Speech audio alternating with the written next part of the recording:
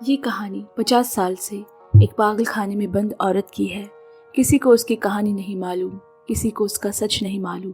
फिर एक दिन उसका इंतज़ार ख़त्म हुआ। आज की कहानी के पिटारे में है 2017 की film the secret scripture. Director है जिम शेरिडन और इसकी IMDb रेटिंग 6.7 है। ऐसे ही अद्भुत कहानियाँ सुनने के लिए सब्सक्राइब करें हमारे चैनल को, और अच्छी लगे तो लाइक शेयर कमेंट भी ज़रूर करें। तो चलिए शुरू करते हैं। बाइबल की किताब के बीच के पन्नों में किसी ने लिखा है, मेरा नाम रोज़ है, मैंने अपने बच्चे को नहीं मारा। बार बार यही अल्फाज हर पन्ने में दोहराया गया है, जैसे वो ऊपर वाले से उसकी इस पवित्र किताब के जरिए कोई सफाई दे रही हो। रोज़ को इस पागलखाने में रहते हुए 50 साल से ऊपर हो चुके हैं, मगर आज भी उसे एक धुंधला सा अतीत दिखाई देता है जो उससे कुछ कहना चाहता है, जो उसे कुछ भूलने नहीं देता। कुछ ऐसा जो किसी को नहीं पता। इतने समय से रोज़ का घर रह चुका इस पागल खाने को अब खाली करने का नोटिस जारी किया जा चुका है, क्योंकि इसे किसी प्राइवेट कंपनी को बेचकर यहाँ अब एक बड़ा होटल बनाया जाएगा। अस्पताल के वर्तमान मुख्य चिकित्सक डॉक्टर ग्रीन के हाथ एक अहम फैसला है कि किन मरीजों को अन्य पागल खानों में तबादला कर दिया जाए और किन्हें घर वापस जाने दिया जाए। इस वक्त डॉक्टर ग्रीन के हाथ में मिस रोज़ की फाइल है। उसकी तस्वीर के साथ एक अखबार का टुकड़ा है। लिखा है, अपने नवजात शिशु की हत्या का आरोप। लगभग पूरा अस्पताल खाली हो चुका है। आज आखिर के 8 मरीजों को भी भेजा जा रहा है। एकमात्र रोज़ ही है जो जिद करके बैठी है, जैसे उसका कितना कुछ यहाँ छूट रहा है, जैसे उसका आज कल इन अस्पताल की दीवारों और फर्श में कुरेदी जा चुकी है। पिछले 5 दशक से वो इस कमरे की खिड़कियों और दरवाज़ों से बातें करती, उनसे अपना अकेलापन बांटती, जैसे इस कमरे और उसमें रखी मेज़, अलमारी, कालीन, बिस्तर और उसमें कोई फ़र्क नहीं, सब एक हो गए हैं। डॉक्टर ग्रीन को अस्पताल के डायरेक्टर ने रोज़ के बारे में कुछ जानकारी दी, जो ये बताने के लिए काफ़ी है कि उसके दिमागी हालत ठीक नहीं। उसे बस कुछ पेपर्स पे दस्तखत करने हैं, जिसके बाद मिस रोज़ का तबादला एक दूसरे पागलखाने में कर दिया जाएगा। वो तकरीबन ऐसा करने ही वाला था कि किसी की भागने और चिल्लाने की आवाज़ आई। डॉक्टर ग्रीन ने बाहर झांक कर देखा तो वो रोज़ है। वो पागलों की तरह एक ट्रक के सामने खड़ी है, क्योंकि उसमें उसकी ज़िंदगी भर की जागीर, उसकी किताबें, बिस्तर, मेज़ सब कबाड़ में दे दिया गया है। रोज़ उन्हें ऐसा करने से रोक रही है। वो बार बार किसी बाइबल का जिक्र कर रही है। इतने में डायरेक्टर ने आकर उसे बेहोशी की सुई लगा दी और नर्स से कहा कि रोज़ को दूसरे पागलखाने भेजे जाने की तैयारी की जाए। अब इतनी देर से सब देख रहा डॉक्टर ग्रीन ने बीच में आकर डायरेक्टर को टोक दिया और कहा कि मिस रोज़ का केस मैं पूरी तरह देखना चाहता हूँ। आप इन्हें मेरी देख रेख में यहाँ छोड़ सकते हैं। डायरेक्टर ये जगह जल्द से जल्द खाली कर देना चाहता है। वो बोला कि आपके पास सिर्फ 4 दिन है फैसला लेने के लिए कि मिस रोज़ का क्या करना है। डॉक्टर ग्रीन ने रोज़ का सारा सामान उसके कमरे में पहुँचा दिया, जिसमें एक बाइबल भी है। अब कमरे में रोज़ और डॉक्टर ग्रीन के अलावा उसकी नर्स मैरी है। डॉक्टर पूछता है कि इस बाइबल को तुम सीने से लगाए रखती हो, क्या लिखा है इसमें? वो बोली, वाकई में सुनना चाहती हो इसमें क्या लिखा है? इसमें मैंने सबसे पहले 4 जनवरी 1942 से रखना शुरू किया, जब मुझे यहाँ लाया गया था। मुझे अपने एक रिश्तेदार ढूंढना होगा, नहीं तो मैं यहाँ हमेशा के लिए फंस जाऊँगी। मेरा बच्चा वहाँ खुले मैदान में है, उसे कौन देखेगा? मगर मैं हमेशा से यहाँ नहीं थी। जब हिटलर ने जंग छेड़ी, शहर पर फौज का कब्जा हो गया, मेरी नौकरी छूट गई और मुझे मेरी माँ के गांव आना पड़ा। मेरी मौसी आंटी प्रूनिटी के छोटे से केक की दुकान पर काम मिल गया। दिन अच्छे गुजर रहे थे। ये जगह मानो पूरी दुनिया से अलग थलग थी, मगर आसमान में उड़ते लड़ाकू विमान ये बता जाते कि जंग अभी ख़त्म नहीं हुई है। इस गाँव में हट्टा कट्टा वर्जिश बदन वाला माइकल नाम से एक व्यापारी का बेटा रहता है। वो रोज़ आते जाते रोज़ को देखा करता, कई दफ़ा उससे बात करने की कोशिश भी करता। एक दिन एक आदमी रोज़ से आकर कहता, तुम्हारी माँ यहाँ से थी, अच्छी औरत थी, मगर लगता है तुम इस गांव के नियमों से वाकिफ़ नहीं हो। इस गांव में 2 गुट हैं, एक जो हिटलर का समर्थन करते हैं, दूसरा इंग्लैंड को। तुम युद्ध में किस तरफ हो? माइकल से यारी तुम्हें भारी पड़ेगी, याद रखना वो इंग्लैंड की सेना से है। मेरी नज़र तुम पर है। इतना कहकर वो वहाँ से चला गया। रोज़ को इस बारे में कोई अंदाज़ा नहीं कि वो क्या कह गया। कुछ दिन बाद माइकल का जंग में जाने का बुलावा आ गया। वो सेना में विमान चालक हैं। जाने से पहले वो एक दिन सड़क पर अपनी मोटर बाइक पे रोज के इर्द गिर्द चक्कर लगाने लगा और सबके सामने बोला, मेरा इंतज़ार करना, मैं वापस आऊँगा। रोज का उसके इस बेखौफ अंदाज पे दिल आ गया और वो मुस्कुराने लगी। गांव का एक हिस्सा समंदर किनारे से सटा है। रोज वहां अक्सर तैरने जाने लगी। एक दिन एक आदमी ने उसे वहां देखकर टोका, कहा कि यहाँ औरतों का आना ठीक नहीं। रोज शहर की पढ़ी लिखी एक आज़ाद ख्यालों वाली औरत है। उसके बेवजह टोकना अच्छा नहीं लगा। रोज ने पूछा, वो ये किस हैसियत से कह रहा है? क्या वो कोई पुलिस है? जवाब साफ नहीं आया। फिर रोज अपना सामान उठाकर चल दी। थोड़ी देर बाद वो आदमी अपनी गाड़ी रोककर रोज को कहीं पहुंचाने के लिए पूछने लगा। पहले तो रोज ने साफ इनकार कर दिया। फिर गांव तक का रास्ता वाकई में लंबा है, ज्यादा घोड़े गाड़ी भी नहीं मिलते। ये सोचकर गाड़ी के सामने वाले हिस्से पे आकर उसके साथ बैठ गई। मगर गांव आने के थोड़ी दूर पहले उसने रोज को उतार दिया। पूछने पे कहा कि यह गांव है, यहाँ लोगों को बातें बनाने का मौका नहीं देना चाहिए। खैर अगले दिन जब रोज ने दुकान की मोड़ पर कुछ लोगों को शराब पीकर शोर मचाते हुए सुना, जाकर देखा तो वही आदमी जो समंदर किनारे मिला था और जिसने उसे गाड़ी से गांव तक छोड़ा था, वो शराब पीने वालों को मना कर रहा है। और तब उसे मालूम हुआ कि वो इस गांव के चर्च में फादर है। फिर कुछ दिनों बाद वो फादर रोज की आंटी की दुकान पर आया, जो कि बड़ी ताज्जुब की बात है। उसका नाम फादर स्टीफन है। रोज उसके टेबल पर ऑर्डर लेने गई। फादर ने पूछा कि क्या तुम प्रोटेस्टेंट हो? प्रोटेस्टेंट ईसाई धर्म की एक शाखा है जो 16वीं शताब्दी में आए नए विचारधारा को समर्थन देता है। रोज ने उसके सवालों का कोई जवाब नहीं दिया। आंटी प्रिनिटी की नज़र दोनों पर ही है। धीरे धीरे फादर स्टीफन हर जगह रोज का पीछा करने लगे। जहाँ जहाँ वो जाती, फादर आसपास ही दिखाई देते। ये बात गांव वालों से ज़्यादा दिनों तक छुपी न रह सकी। गांव में तरह तरह की बातें होने लगी। आंटी ने एक दिन रोज को चेतावनी दी कि अगर ये सब बंद नहीं किया तो वो उसे यहाँ से कहीं और भेजने का बंदोबस्त कर देगी। रोज ने अपने सफाई में कहा उसका फादर से कोई लेना देना नहीं, मगर आंट पर उसकी बातों का कोई असर नहीं पड़ा। उस दिन के बाद से रोज फादर को नज़रअंदाज करने लगी।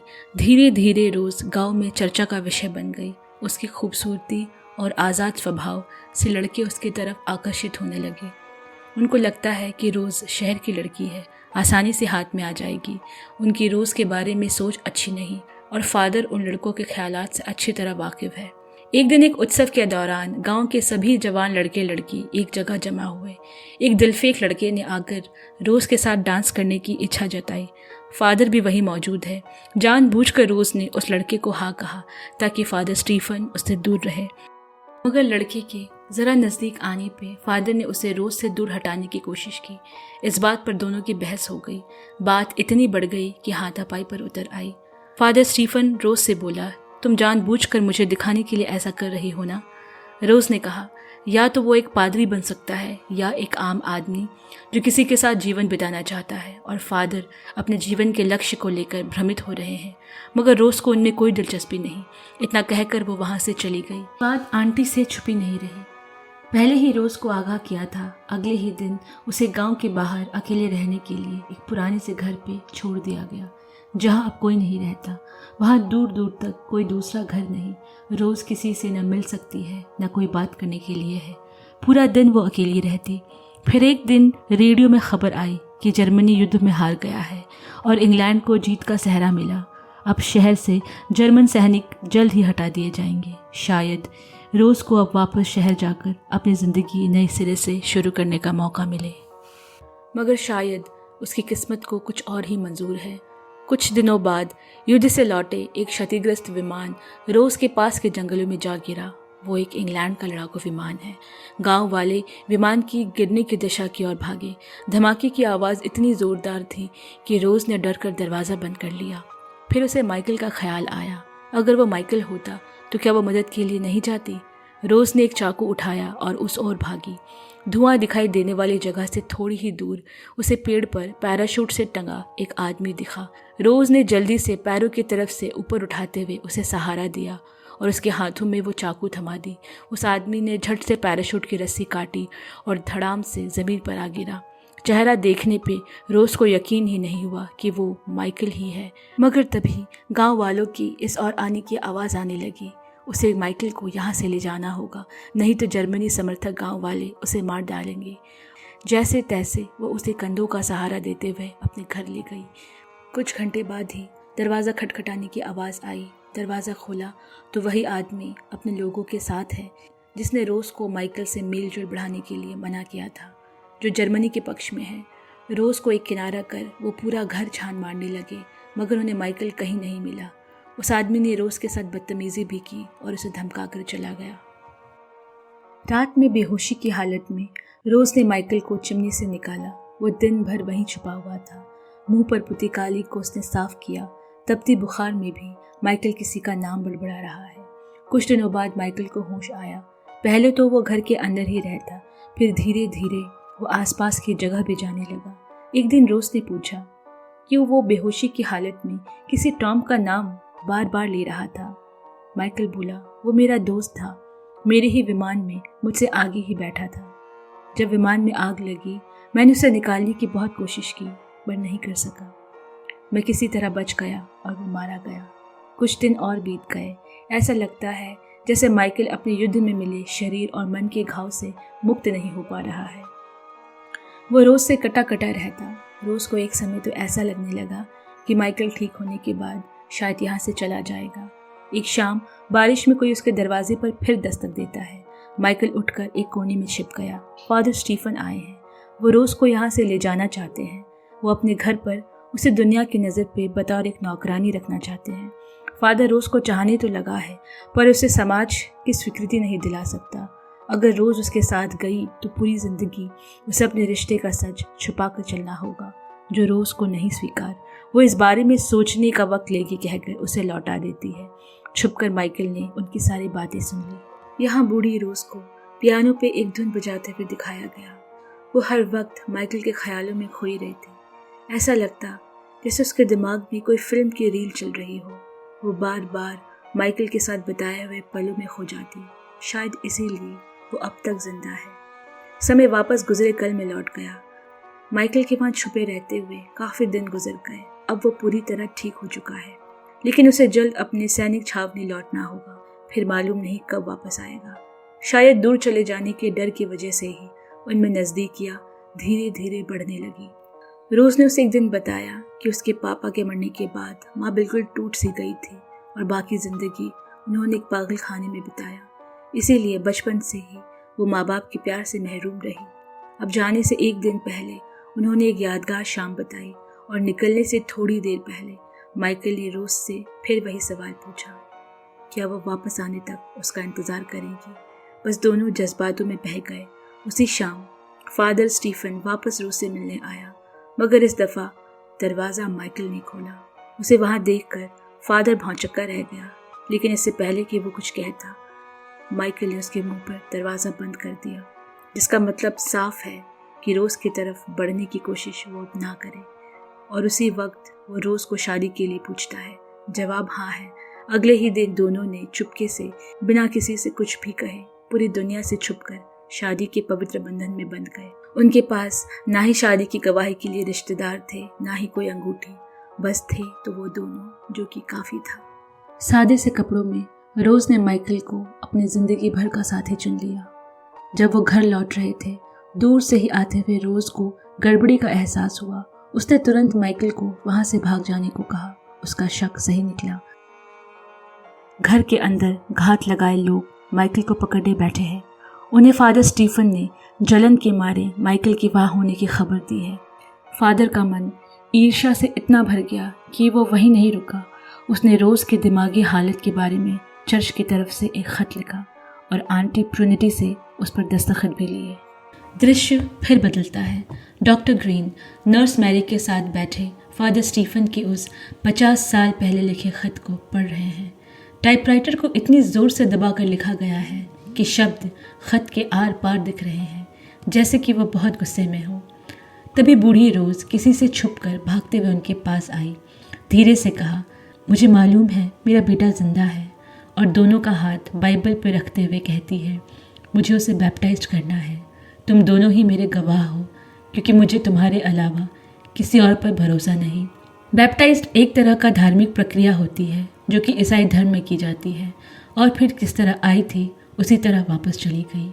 दोनों को रोज़ की इस हालत को देखकर बड़ा अफसोस हो रहा है। अपने दिमाग से बड़ा कैद खाना वाकई इस दुनिया में कहीं और नहीं, जहाँ रोज़ पिछले 50 सालों से कैद है। कहानी फिर अतीत में चली गई। जल्द ही रोज़ के यहाँ पागल खाने से लोग भेजे गए और उसे ज़बरदस्ती वहाँ से उठा कर ले गए। रोज़ बार बार कहती रही कि उसकी शादी हो चुकी है, माइकल उसका पति है, मगर कानूनी तौर पर उसके पास कोई सबूत या गवाह नहीं जो उसकी बातों को साबित कर सके। इससे उसे पागल करार देने में और सहूलियत मिल गई। वो जितना हट करती उस पर उतना जोर आजमाया जाता, तरह तरह की यंत्रणाएं दी जाती उसे तोड़ने के लिए। और एक वक्त ऐसा आया जब रोज़ ने प्रतिरोध करना छोड़ दिया, ये कहना छोड़ दिया कि वो पागल नहीं है। बस दिन रात बैठे माइकल का इंतज़ार करती कि वो एक दिन आएगा उसे वहाँ से ले जाने। फिर एक दिन फादर स्टीफन रोज़ से मिलने आए। वो उसे वहाँ से ले जाना चाहते हैं, मगर परिवार का सर नीचा करने के लिए उसकी एकमात्र रिश्तेदार आंट प्रूनिटी कभी उसे वहाँ से निकलने के लिए दस्तखत नहीं करेगी। इसका एक ही रास्ता है, रोज़ को किसी से शादी करनी होगी। मगर रोज़ को फादर स्टीफन के साथ कहीं भी जाने में दिलचस्पी नहीं। उसे यकीन है कि माइकल उसे लेने ज़रूर आएगा और वो उसके बच्चे की माँ बनने वाली है। ये सुनते ही फादर वहाँ से चला गया। उसने जो किया रोज़ को पाने के लिए किया, मगर जैसा कहते हैं ना, प्यार और जंग में सब जायज़ है। फादर स्टीफन ने रोज़ को पाने के लिए जिस जंग का आगाज़ कर दिया है, उससे उनकी दूरी अब कभी कम नहीं हो पाएगी। इस बदनामी से फादर भी खुद को नहीं बचा पाया। हर तरफ ये खबर फैल गई कि रोज़ के कोख में पल रहा बच्चा फादर स्टीफन का है। अब रोज़ का पूरा ध्यान अपने होने वाले बच्चे की तरफ रहने लगा। यहाँ पैदा होने वाले बच्चों को किसी दूसरे शहर में गोद लेने के लिए भेज दिया जाता है, जो अपनी माँ का नाम कभी नहीं जान पाते। हर रोज़ नवजात शिशु को रोती बिलखती माँ से अलग होता देख रोज़ के मन में एक डर बैठ गया। वो किसी भी कीमत पर अपने बच्चे को अलग होने नहीं देगी। मौके पर घात लगाए 9वें महीने पे कदम रखते ही रोज़ वहाँ से भाग निकली। जल्द ही वहाँ की सिस्टर्स को इस बात की खबर हो गई और रोज़ के पीछे पुलिस भेज दी गई। मगर पुलिस के पहुँचने से ठीक पहले फादर वहाँ पहुँच गया, जहाँ उसे यकीन था कि रोज़ मिलेगी। रोज़ ने उसी हालत में तैरकर ठंडे पानी को पार किया और पत्थर की गुफा तक पहुँचते पहुँचते प्रसव पीड़ा से भर गई। पुलिस और फादर के पहुँचने से पहले ही रोज़ ने वहाँ अपने बच्चे को जन्म दिया। उन्होंने दूर से रोज़ को ज़मीन पर पत्थर मारते हुए देखा। दिमागी हालत ठीक न होने की वजह से उन्होंने अनुमान लगा लिया कि रोज़ ने अपने बच्चे को पत्थर से कुचलकर मार डाला। जब पुलिस वहाँ पहुँची, समंदर की लहरें बच्चे को बहा कर ले जा चुकी थी। अब हम आज पर आ जाते हैं। रोज़ डॉक्टर के सामने बैठी है। वो कह रही है कि उन लोगों ने उसकी सारी यादें बिजली के झटके देकर मिटा दी है। उसे उसका बच्चा याद नहीं आ रहा। उसे मालूम नहीं कि वो कहाँ है, किस हाल में है। रोज़ की नज़र में ये 50 साल गुजरे ही नहीं। उसे लगता है कि उसका बच्चा अभी भी छोटा है, समंदर किनारे गुफाओं में रो रहा होगा, माँ माँ कहकर पुकार रहा होगा। डॉक्टर ने पूछा, उसे क्या याद है? रोज़ बोली, जब वो पैदा हुआ था मेरे हाथों में एक खूबसूरत लड़का था। मैंने एक बेटे को जन्म दिया था। फिर ज़मीन पर पड़े पत्थर से मैंने उसकी नाभि की नाड़ी काटी जो मुझसे जुड़ी थी। मुझे शायद ऐसा नहीं करना चाहिए था। मुझे उससे जुड़े रहना देना चाहिए था, नहीं तो वो होता नहीं तो वो आज भी मेरे पास होता। और उतना कहकर वो चादर से मुंह ढाँक कर सो गई। नर्स मैरी और डॉक्टर ग्रीन खामोश बैठे हैं, क्योंकि रोज़ ने जो अपनी बाइबल में लिखा है वो वही बातें दोहराती है। उसकी बातें रेत में खिंची रेखा की तरह है, जो कहीं कहीं से मिट गई है, पर मालूम होता है कोई अनकही अनसुनी कहानी वहाँ ज़रूर थी।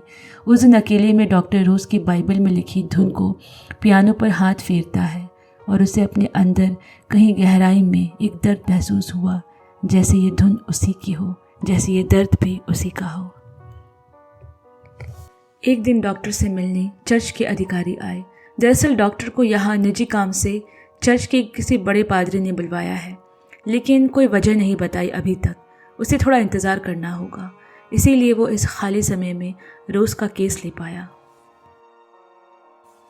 अब रोज़ को वापस पागल खाने ले आया गया, मगर उसका बच्चा साथ नहीं। सिस्टर ने बताया कि वो पैदा होते ही मारा गया। धीरे धीरे ये अफवाह फैलने लगी कि रोज़ ने अपने बच्चे को पत्थर से कुचलकर मार डाला। उसके दिमागी हालत पर उसे और बिजली के झटके दिए जाने लगे। वो बेहोश होने तक यही दोहराती कि माइकल मेरा पति है और मैंने अपने बच्चे को नहीं मारा। मगर रोज़ पर एक और दुख का पहाड़ टूटना बाकी था। कुछ दिन बाद रोज़ से मिलने फादर आया। आधी बेहोशी की आंखों से वो माइकल की कल्पना करने लगी। उसे लगा कि वो उसे लेने आया है, लेकिन वो फादर स्टीफन है जो सामने बैठा है।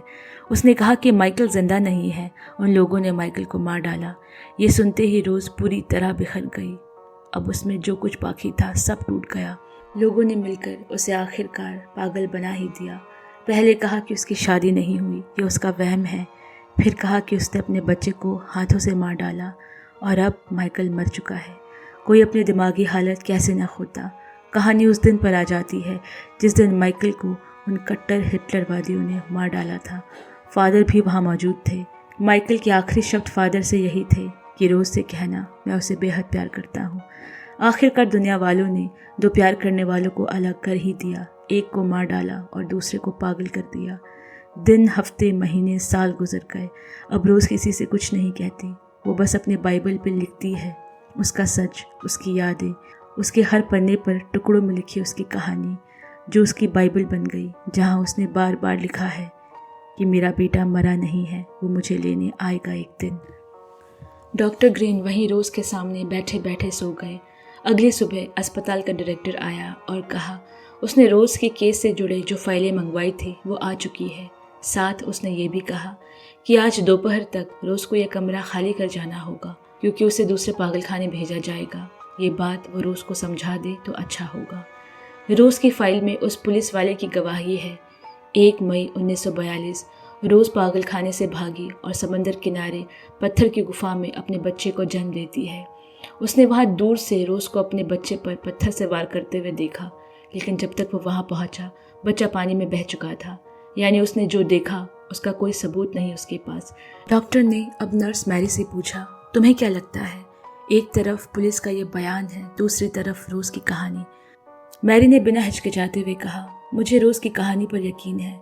डॉक्टर ये सुनकर हैरान है, क्योंकि शायद वो भी रोज़ के कहे पर यकीन तो करना चाहता है, लेकिन भावुक होकर किसी के बयान को झुठला नहीं सकता।